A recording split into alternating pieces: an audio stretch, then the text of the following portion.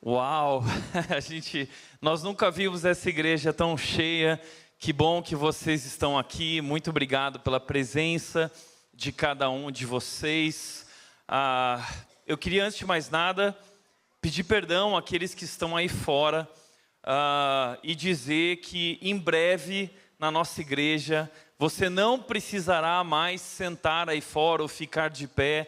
Como o Thiago Cata já disse aqui, nós estamos no término da nossa construção, do nosso novo espaço aqui atrás, aqui mesmo no Colégio Progresso, um espaço para 2.000 pessoas, e pelo que eu estou vendo, a gente já errou no número de lugares desse novo espaço.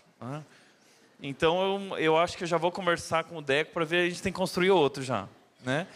Mas esse espaço tem lugar para galeria, tá, gente? Então já vamos começar a conversar com a diretoria sobre a galeria.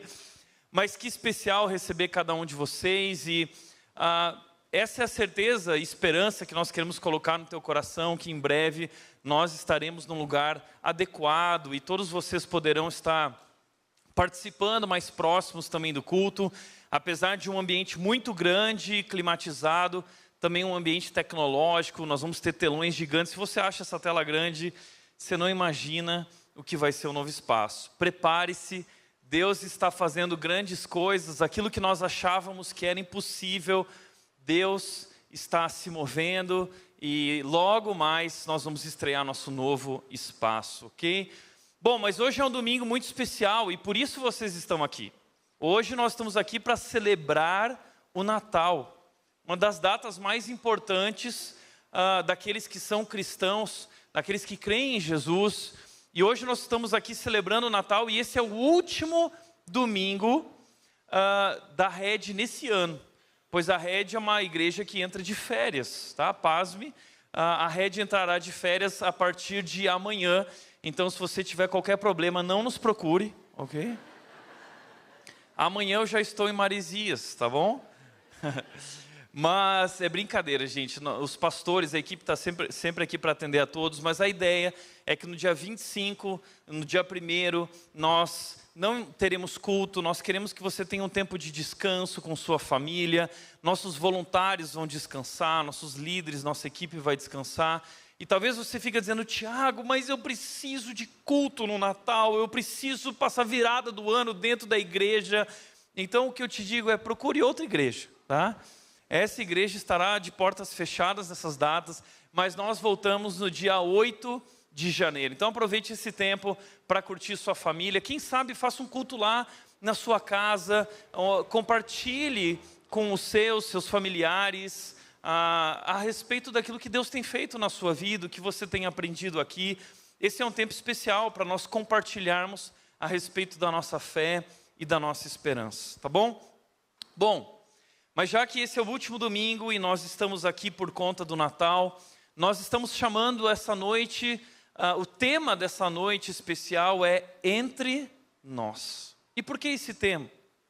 Porque nós queremos mostrar de uma maneira verdadeira e profunda essa verdade do significado do Natal. O significado da presença de Deus entre nós. E eu gostaria de começar essa noite com uma pergunta a todos vocês. Essa talvez é a pergunta que mais tem sido feita ao longo da história. É uma pergunta que atormenta todo ser humano. Todos na vida já se fizeram a si mesmos essa pergunta, se questionando a respeito disso ao longo dos séculos, todo ser humano. A pergunta que eu quero levantar aqui, e o Natal nos ajuda a responder essa pergunta, é: quem é Deus? Quem é Deus? Deixa eu fazer um exercício com você.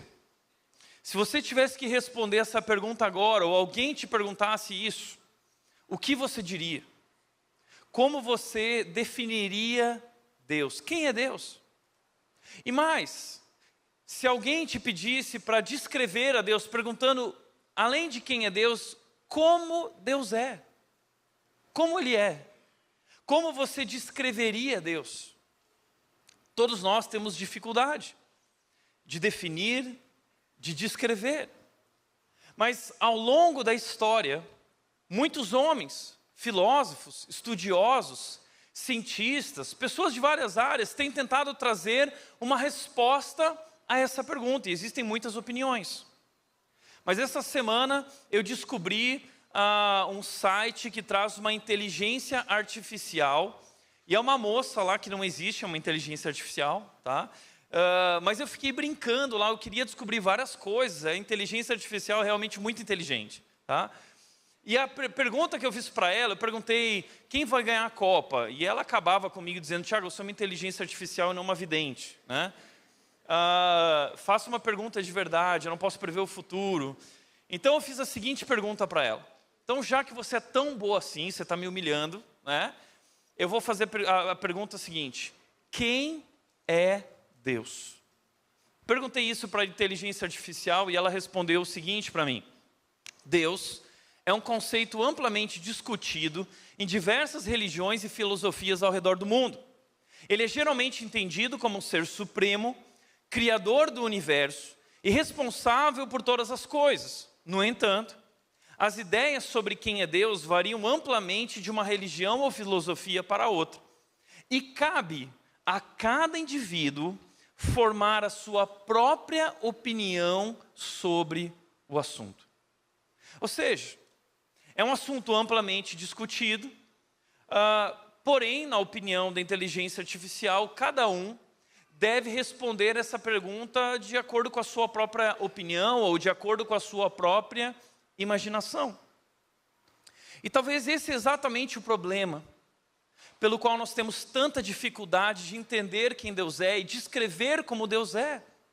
Porque na nossa mente humana, na nossa capacidade humana, nós não somos capazes de dimensionar, de compreender, de sondar a majestade de Deus, a glória de Deus, a grandeza de Deus e defini-lo.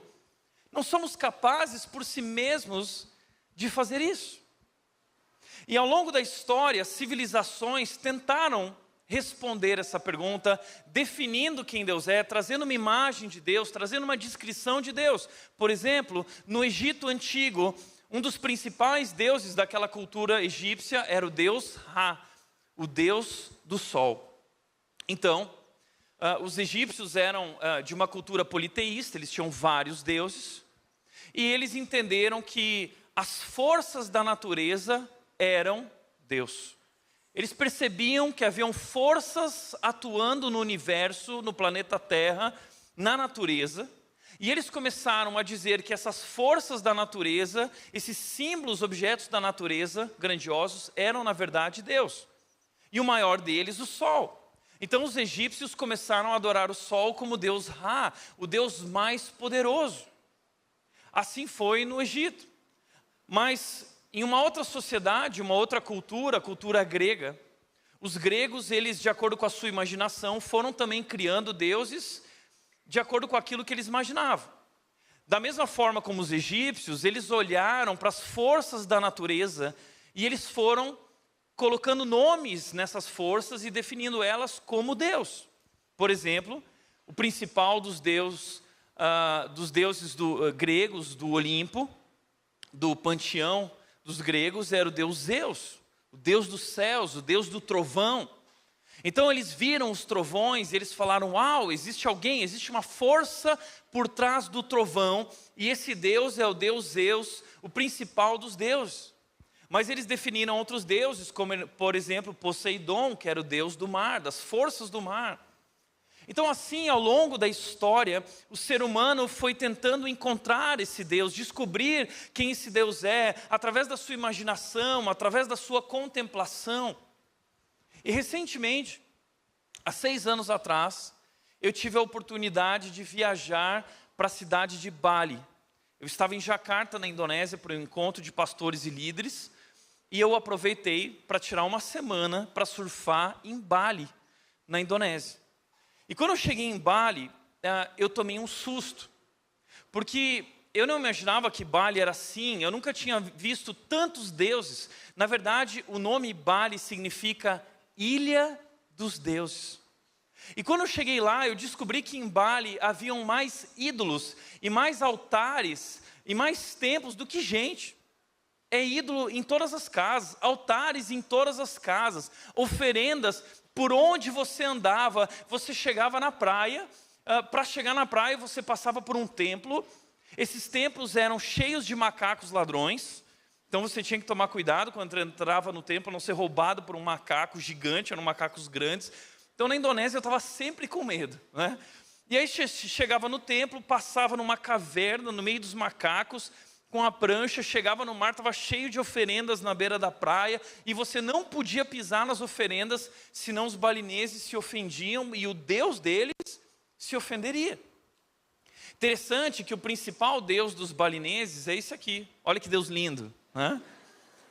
Esse Deus se chama Brahma, não é Brahma, tá? É Brahma, ok? É o Deus dos balineses, ele é o Senhor da criação. Eles definem esse Deus como o Deus que está por trás de todas as forças da natureza. Mas assim como a Grécia, o Egito, eles também foram olhando para as forças da natureza e criando deuses de acordo com cada força. Então, eu lembro que eu estava surfando numa praia chamada Padang Padang, que é a praia onde foi feito aquele filme Comer, Rezar e Amar. E no final da tarde eu estava saindo do mar e eu estava na areia, e ali começou um culto, na areia começou um culto com os deuses balineses. E os homens estavam usando máscaras horríveis, e eles lançavam fogo, e tinha muito fogo para todo lado, e era o Deus do fogo, era o Deus da água, era o Deus do mar. E eu fiquei curioso, eu nunca tinha visto nada daquilo, e eu parei para assistir. Mas algo interessante é que o tempo todo, por onde você anda em Bali, e naquele culto também, eles ficavam fazendo um barulho assustador. Eles ficavam fazendo assim. Imagina eu saindo do mar, e aquele fogo para todo lado. Eu fiquei com muito medo, né? Mas você ia para o hotel era... Você acordava de manhã para tomar café da manhã. Eu dei graças a Deus quando eu fui embora de Bali, né? Acabou, ele fica, né, até hoje no meu ouvido. Mas essa é a realidade, é o ser humano que clama por esse Deus, que percebe que existe algo maior, existe um anseio interior no nosso coração, clamando por esse Deus, pelo encontro com esse Deus, por conhecer esse Deus, mas nós não somos capazes de encontrá-lo. Nós não sabemos quem Ele é. Percebemos que Ele existe, as forças estão aí da natureza, e nós vemos que existe, nós percebemos que existe algo. Então a pergunta é, quem é Deus? E existe um homem na Bíblia chamado João. João foi um discípulo de Jesus, que teve contato com Jesus, que viveu com Jesus. João diz na sua carta de 1 João capítulo 1, versículo 1, ele diz: nós proclamamos a vocês aquele que nós vimos com os nossos próprios olhos, nós tocamos com as nossas próprias mãos, e eu vou dizer a vocês quem Ele realmente é. Então João escreve o evangelho dele, um evangelho lindo. Foi o último evangelho a ser escrito, um dos últimos livros do Novo Testamento a ser escrito. E ele vai escrever esse livro para contar ao mundo quem Deus é, para que as pessoas olhem para Jesus e descubram que Ele é Deus, e que eles podem conhecer a Deus através da pessoa de Jesus. Então João, ele escreve um texto, um versículo, e eu quero focar nesse versículo hoje, porque ele é tão profundo.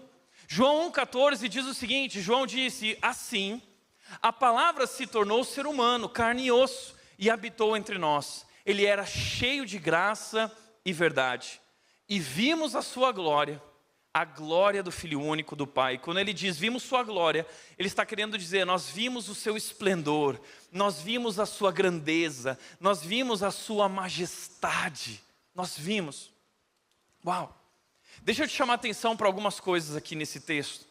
Primeira coisa que eu quero te chamar a atenção é para essa palavra que é a palavra. Palavra é um substantivo, é uma palavra que deveria começar com letra minúscula, mas aqui, de maneira interessante, começa com uma letra maiúscula, denotando que João está usando esse termo para se referir a uma pessoa. É como se ele estivesse dando um nome próprio a essa pessoa, chamando essa pessoa de palavra. E por que João está se referindo a Jesus como a palavra? Sabe por quê? No original, se você for estudar lá na língua grega, a palavra que João usou foi a palavra logos. Isso é muito interessante, porque João foi pastor da igreja em Éfeso.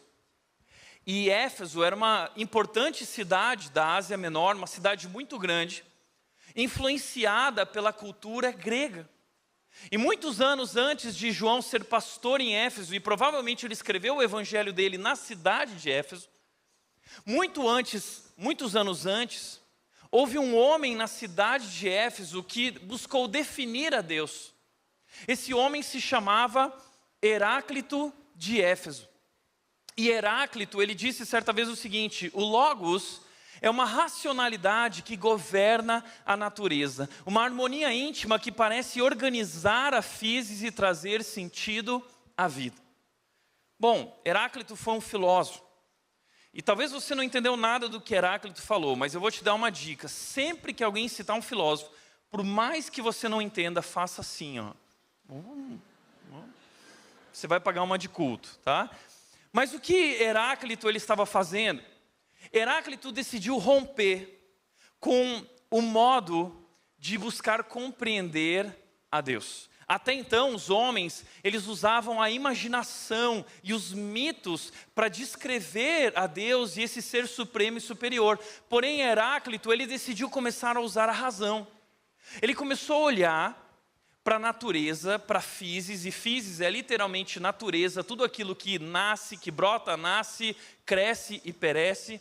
Então ele olha para tudo isso, e a partir de Heráclito, que muitos anos depois vai surgir o pensamento científico, que é esse pensamento racional, de observação a partir daquilo que se vê, que se testa, que se prova. E Heráclito então começou a desenvolver um conceito de Deus a partir daquilo que ele podia ver. E vendo, ele percebeu que a natureza tinha ordem. Ele começou a perceber que havia uma sintonia fina no universo.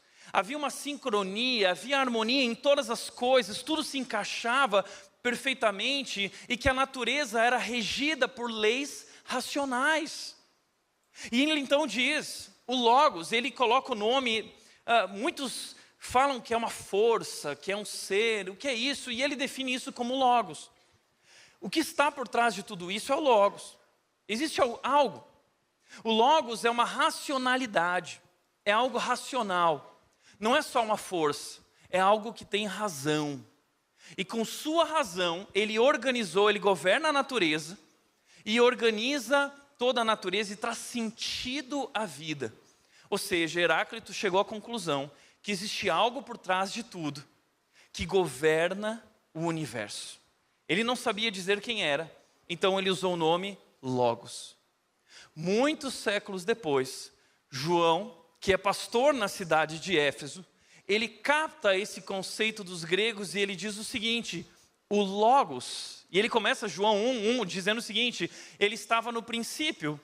E ele vai usando essa palavra, o Logos, para se referir a Jesus como aquele que é o ser supremo, que é o Deus Criador.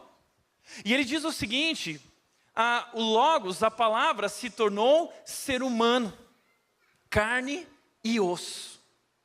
Ou seja, aquele que nós não podíamos conhecer, agora ele se revelou em forma humana. E nós tocamos nele, nós olhamos, nós vimos a sua glória, nós vimos o seu esplendor, nós vimos ele, o poder que ele tinha sobre a natureza. E ele diz mais, e ele habitou entre nós. Uau! O Deus Criador, o Deus Supremo, o Deus do Universo, aquele que traz sentido à vida, ele veio até nós e ele habitou aqui. É interessante a palavra que João usa aqui, habitou, é a palavra esqueno, de onde vem a palavra tabernáculo do Antigo Testamento. Ou seja, ele fixou o tabernáculo. E o que é um tabernáculo? João está trazendo à memória a nós uma figura lá do Antigo Testamento, que era muito presente na cultura judaica, o tabernáculo. O que era o tabernáculo? O tabernáculo lá no Antigo Testamento, quando o povo de Israel deixou o Egito, foi liberto por Deus através do homem chamado Moisés, que era um grande libertador, Deus conduziu esse povo através do deserto. E esse povo queria conhecer a Deus, esse povo ansiava por ver a Deus e ter a presença de Deus tangível no seu meio. O ser humano precisa da presença de Deus. Nosso coração anseia por isso. Então Deus criou uma habitação temporária para que ele pudesse estar entre o povo. Só que Deus é o Todo-Poderoso, Deus é santo, santo, santo. E a Bíblia mostra que nós somos pecadores, porque nós desobedecemos a Deus e porque nós carregamos em nossa vida as consequências, as marcas do pecado. Então nós não podemos nos relacionar com um Deus santo, nós não podemos viver na presença de um Deus santo, nós morreríamos porque Ele é santo. Então Deus preparou o que? Um esquema. Para poder me relacionar com vocês, eu vou criar o tabernáculo. E o tabernáculo ele tinha 3 partes. A primeira parte era o pátio, onde eram realizados os sacrifícios. A segunda parte era o lugar santo. Os sacerdotes vinham aqui para fazerem os rituais de purificação. E lá no final existia o Santo dos Santos, que era o lugar onde Deus habitava em espírito. Era ali que Deus se manifestava na sua presença em espírito. Ninguém podia entrar ali, ninguém. Apenas o sumo sacerdote, uma vez por ano, podia entrar nesse lugar, mas esse era um lugar tão santo da presença de Deus, que para ele entrar ali, ele tinha que passar por um grande ritual de purificação, e uma vez por ano, ele entrava ali para sacrificar um cordeiro, e aquele cordeiro pagava o preço pelos pecados de todo o povo, para que esse povo, então, pudesse ter a presença de Deus no seu meio. Então, tudo que o povo via de Deus era isso. Eles não podiam ver a Deus. Eles viam Deus através dessa tenda. O máximo que eles viam era essa fumaça que representava a glória de Deus, o Shekinah, que estava ali sobre o tabernáculo. Então essa era a relação que o povo tinha com Deus. E Moisés também. Moisés nunca viu a Deus. Mas olha que interessante, ele continua dizendo: ele era cheio de graça e verdade, e vimos a sua glória, a glória do Filho único do Pai. Pois bem, o Deus que nós não podíamos ver, agora João está dizendo, agora, a partir de agora, nós vimos, nós podemos ver. E o que o João quer dizer a nós é que Jesus revela quem Deus é. E é por isso que o Natal é tão importante. Porque até então, nós não sabíamos exatamente quem Deus era, nós não sabíamos descrever como Deus era.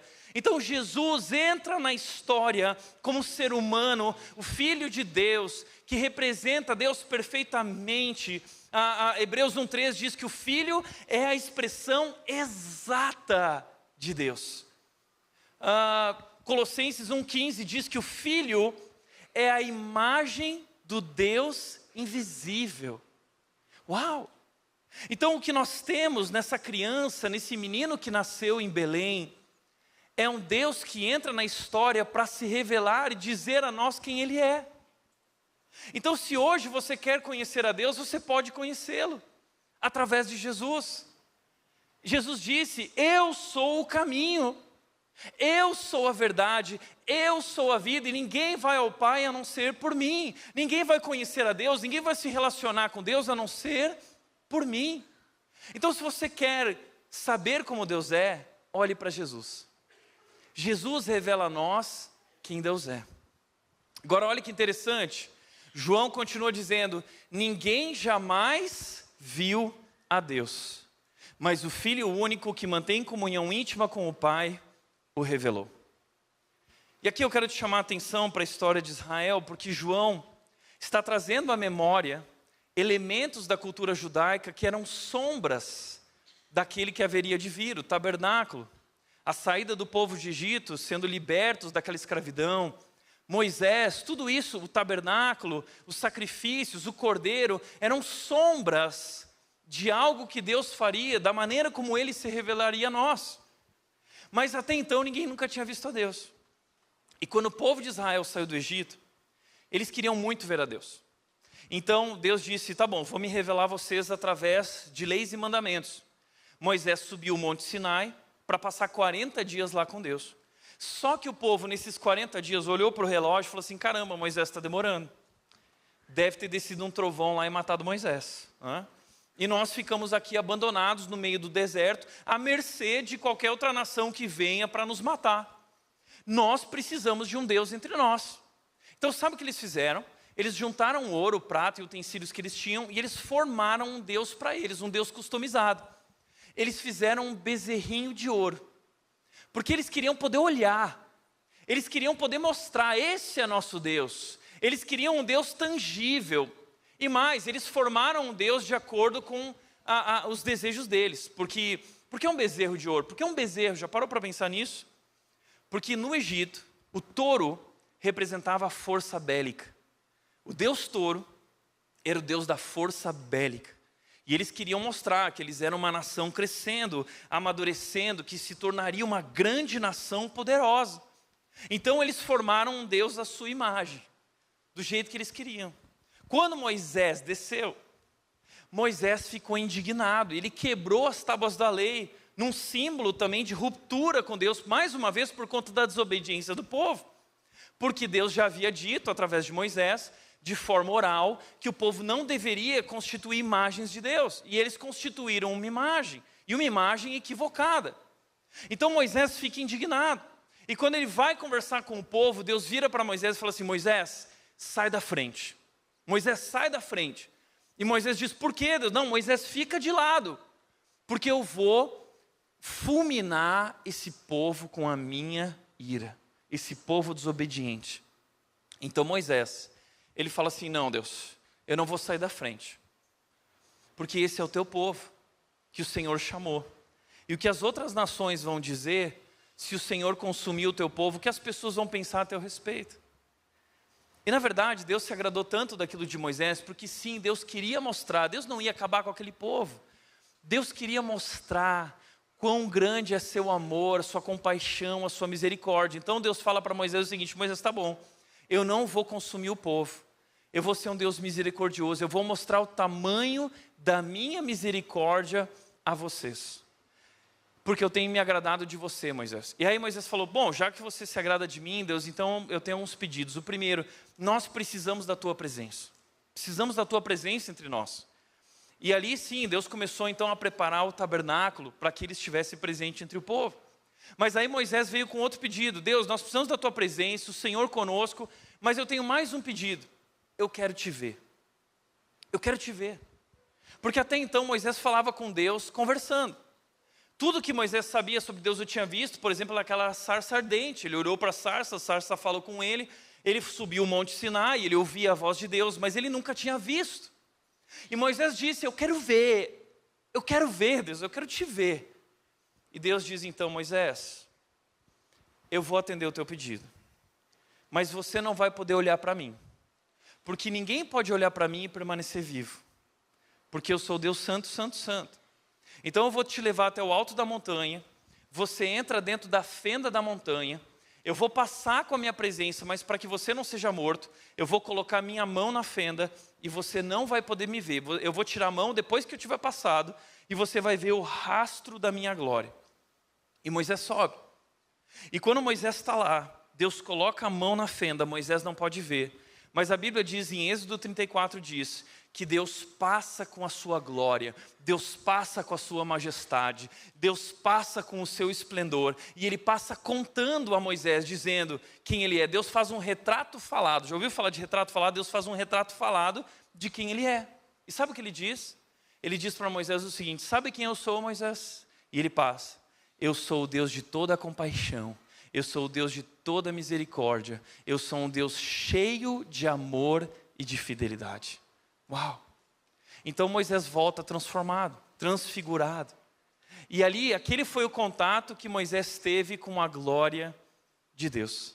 Agora olhem que interessante o que João está dizendo, ninguém jamais viu a Deus. Moisés quis ver, o povo quis ver, o ser humano quis ver, ninguém viu, mas o Filho único que mantém comunhão íntima com o Pai, Ele agora revelou a nós quem Deus é. Então aquilo que Moisés não pôde ver, agora nós podemos ver. A glória que Moisés ouviu falar é a glória que foi revelada no Filho.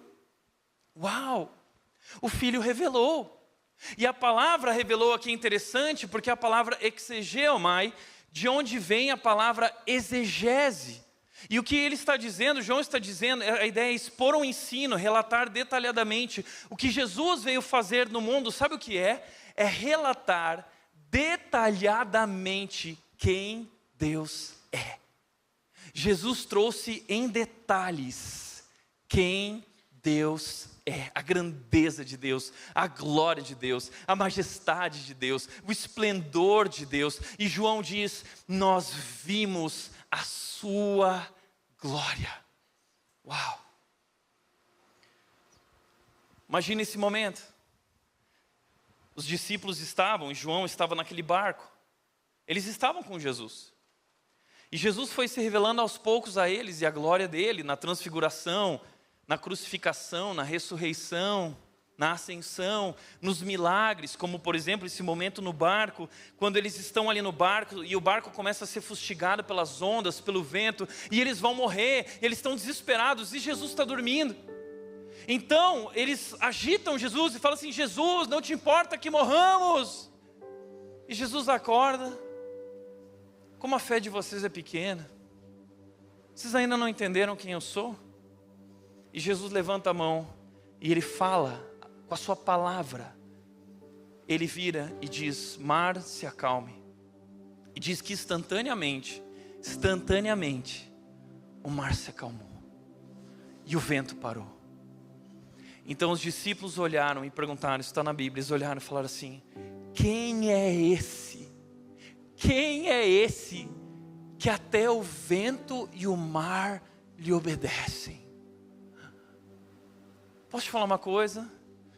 O sol não é Deus, o vento não é Deus, o mar não é Deus. Não, o mar, o sol, o vento se submetem àquele que é o Deus poderoso, o Deus criador, o Deus supremo, aquele que o homem percebe que existe, mas não é capaz de ver. Ele se revelou a nós. Ele veio, Ele está diante de nós, e João está dizendo: eu vi com os meus próprios olhos, eu toquei. Ele organiza o mundo, Ele é o Deus sobre toda a criação. O vento lhe obedece, o mar lhe obedece, nem a morte pôde tragá-lo. Ele é maior que a morte, Ele venceu a morte, Ele é Deus. Mas sabe o que é interessante aqui? João, ele quer detalhar, ele quer explicar quem Deus é, para que nós possamos contemplar e conseguir compreender quão grande, majestoso e glorioso Ele é. Mas quando João vai tentar definir a Deus e descrever como Ele é, João descreve de uma maneira muito interessante, porque de todos os detalhes que João poderia escolher para definir e descrever a Deus, ele escolheu um específico. Sabe qual é? O texto diz: assim a palavra se tornou ser humano, carne e osso, e habitou entre nós. Ele era cheio de graça e verdade. Uau! Deus poderoso entra na história para mostrar que Ele é um Deus cheio de graça. Ele não veio nos consumir, Ele não veio nos condenar. João 3,16 diz isso: porque Deus amou tanto o mundo, que Ele deu o seu único Filho, para que todo aquele que nele crê não morra, mas tenha vida eterna. E Ele não veio para condenar o mundo, diz o versículo 17, mas Ele veio para salvar o mundo. Ele veio para se entregar. O Deus que foi ofendido, porque nós, assim como o povo de Israel, traímos esse Deus. Nós buscamos outros deuses, nós decidimos viver do nosso jeito, nós somos pecadores. Nós merecíamos a ira, nós merecíamos condenação, nós deveríamos ser fulminados. Mas Deus entra na história e ao invés de nos condenar, Ele assume a nossa condenação. Ele se esvazia. O Rei do Universo, Ele nasce numa estrebaria, num bercinho de palha, numa cidade pequenininha de Belém. Um rei humilde, um Deus humilde, que antes de ir para o trono, Ele veio ao mundo para ir para a cruz e dar a vida por nós e resgatar todos aqueles que estavam perdidos. É por isso que João está mostrando para nós que Jesus revela que Deus é abundante em amor. É isso que João quer chamar a nossa atenção. Você quer saber como Deus é? Eu vou trazer uma grande característica de Deus. Eu vou dizer, do que eu vi, do que eu ouvi, eu estive com Ele. Ele era cheio de graça. E João está fazendo isso propositalmente, porque quando Deus se revelou a Moisés, Deus, como eu disse, trouxe um retrato falado. Sabe o que dizia? Êxodo 34:6, o que Deus falou para Moisés. Deus falou o seguinte: o Senhor passou diante de Moisés proclamando: eu sou Javé, o Senhor, o Deus de compaixão e misericórdia. Sou lento para me irar e eu sou cheio de amor e fidelidade. Cheio de amor. Cheio de amor. Como foi que João descreveu Deus em 1 João 4:8? Deus é amor. Deus é amor. Ele é um Deus abundante em amor. E Ele provou o seu amor por nós, dando sua vida, vindo viver nesse mundo. E Ele sofreu. E Ele morreu. Ele foi crucificado, esmagado por nossos pecados. Por isso que João diz, Ele era cheio de graça e verdade. Por que verdade? Sabe por que verdade? Porque até então, o tabernáculo, o povo, os sacrifícios, o cordeiro, o próprio Moisés, tudo isso eram sombras que apontava para aquele que haveria de vir, para o momento em que Deus faria o que fez através de Jesus Cristo. Então Jesus, como Cordeiro de Deus, veio ao mundo para substituir todos aqueles cordeiros, todos aqueles rituais. E Ele ofereceu agora, através desse sacrifício perfeito da sua própria vida, Ele obteve eterna redenção. Então Jesus veio trazer a nós redenção, salvação, perdão. É por isso que João está dizendo, ele diz no versículo 16, de sua plenitude, de sua grandeza, de sua majestade, nós recebemos graça sobre graça, graça multiplicada pela graça, é vida abundante, é amor em abundância, é um Deus que veio se dar, é um Deus que veio se entregar, é um Deus que veio para nos abençoar, e nos redimir, e nos perdoar, e nós recebemos bênçãos sobre bênçãos, graça sobre graça. Uau! Nós não merecíamos. Ele não merecia isso, mas Ele abriu mão de si mesmo. Ele se esvaziou. E Ele mostrou a nós que Ele é um Deus que mente nenhuma podia imaginar. Porque a nossa mente imagina deuses dessa maneira. Monstruosos, que matam, deuses que condenam, que fulminam. Mas Jesus veio nos mostrar um Deus, sim, que é poderoso, que é grandioso, mas que abriu mão de quem era e se esvaziou e se entregou por nós. Uau! Graça sobre graça. Um Deus abundante em amor. É por isso que o Natal é tão importante. Porque o Natal nós comemoramos essa revelação de Deus. Agora nós sabemos quem Deus é. Agora nós sabemos como Deus é. E agora nós podemos entender por que Ele fez tudo isso. Por que Ele fez tudo isso? Sabe por quê? Porque Ele quer se relacionar conosco. Ele anseia por estar conosco. E Ele veio ao mundo para garantir que nós pudéssemos novamente ter um relacionamento com Ele. Nós somos reconciliados com Deus a partir do sacrifício de Jesus. fomos perdoados e agora nós podemos nos aproximar do trono da graça com toda a confiança. Ou seja, no momento em que Jesus morreu naquela cruz, o véu do templo foi rasgado, o santo dos santos que separava o lugar santo, o véu foi rasgado, significando que não há mais separação. Nada mais pode nos separar de Deus. Deus está nos convidando para um relacionamento com Ele. Ele quer que nós possamos o conhecer.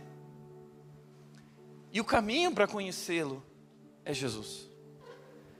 Aquele que veio ao mundo cheio de graça e tocou em quem não era tocado, e falou com aqueles que ninguém falava, gastou tempo com pessoas. Se você quer conhecer a Deus, Deus não está no mundo das ideias, Deus está no mundo das relações. E Deus veio e Ele esteve entre nós.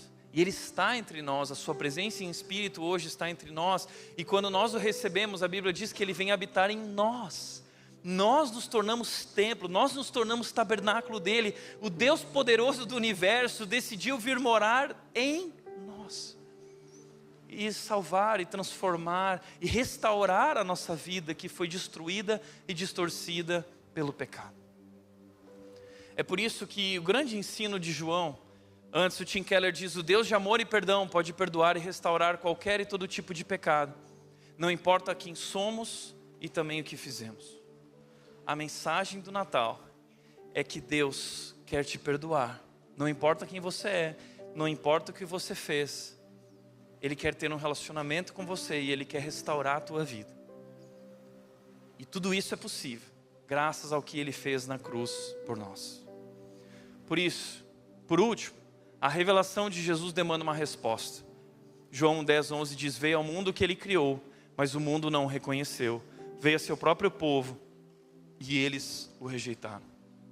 Ele veio ao mundo dizendo: eu sou o pão da vida, eu sou a água da vida, eu sou o caminho, eu sou a verdade, eu sou a vida. Mas o mundo rejeitou. Porque Ele não era o Deus que eles imaginavam. Não era o Deus que eles queriam. Eles queriam, por exemplo, o povo judeu queria o Deus da força bélica novamente, que libertasse eles agora de Roma. E Ele veio e se entregou. E Ele se relacionou com publicanos que trabalhavam para Roma. As pessoas odiaram Jesus. Por isso João está dizendo que o mundo não reconheceu e o seu povo o rejeitou. Agora, por outro lado, João está dizendo que todos nós precisamos tomar uma decisão, dar uma resposta diante dessa revelação. A revelação de Jesus demanda uma resposta. Não há como ser indiferente a essa revelação. Jesus não quer ser apenas uma peça no seu presépio. Ele quer ser o seu Senhor e Salvador. Ele não veio ao mundo para ser uma história bonita no Natal.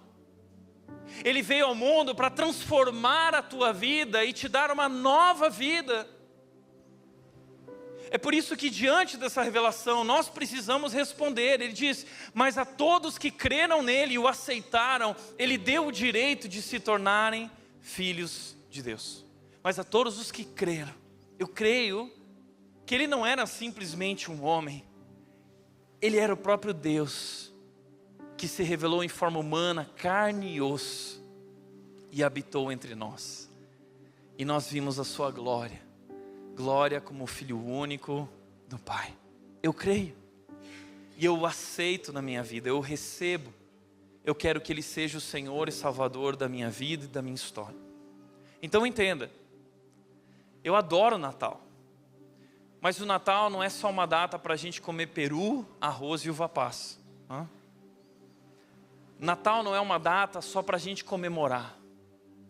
Natal é uma data para a gente se curvar, para a gente se render. Porque o Deus poderoso, supremo, Ele entrou na história e se revelou a nós. Porque Ele quer se relacionar conosco. E Ele nos convida a sentar à mesa com Ele. Mas nós precisamos reconhecê-lo como o Senhor e Salvador. Nós precisamos dizer: eu creio que Jesus Cristo é o Filho de Deus, que entrou na história para ser o nosso Salvador. e eu me rendo a Ele. Como aqueles pastores se renderam, como aqueles magos se renderam e vieram e entregaram os seus presentes e se dobraram diante do rei, dizendo: nós o adoramos. Por isso nós vamos encerrar esse culto agora com uma música que diz: ó, vinde, adoremos. A presença de Jesus a nós é um convite para nós o adorarmos e nos rendermos a Ele e vivermos uma nova vida com Ele. Por isso a minha pergunta final, antes, Tim Keller diz: impossível ter conhecido o verdadeiro Jesus e ser indiferente. Você ou se curva em maravilha ou vai embora ofendido. Não dá para ser indiferente. Depois do que você ouviu hoje aqui, você precisa assumir posição. Você vai rejeitar? Você vai continuar a sua vida como se nada tivesse acontecido? Ou você vai entender que esse menino que nasceu não era apenas um menino, mas era o próprio Deus que veio nos salvar. Então, diante dessa revelação, nós nos rendemos, nós nos curvamos ao Deus poderoso, o Deus criador, o Deus da história. Nós colocamos nossas vidas diante dele, arrependidos de nossos pecados, crendo que Ele é poderoso e amoroso para nos perdoar, nos purificar, nos salvar, nos transformar e restaurar. Por isso, a minha pergunta é: diante do grande amor de Deus, qual será a sua resposta? Qual vai ser a sua resposta nesse Natal? Quero te convidar a fechar os olhos e responder a Deus. Não a mim, não a ninguém, mas responder ao próprio Deus. Você crê? Se você crê, então você deve se render a Ele. E você pode nesse momento dizer: Deus, eu creio. Eu creio, Jesus Cristo, que Tu és o Filho de Deus. Eu creio, Deus, que Tu enviaste o Teu Filho para dar a vida por mim naquela cruz. Eu creio que Jesus Cristo é o Salvador do mundo e eu quero que Ele seja o Salvador da minha vida. Eu entendo que sou pecador, mas eu entendo que na cruz de Cristo, no seu sacrifício, há poder para que eu seja perdoado, salvo, transformado, restaurado. E eu me rendo a Cristo. Eu creio e eu quero render a minha vida a Jesus Cristo, Deus. Pai, nós queremos te agradecer porque Tu, sendo Deus tão grandioso, Deus todo-poderoso, Senhor da história, Deus da criação, o Ser Supremo,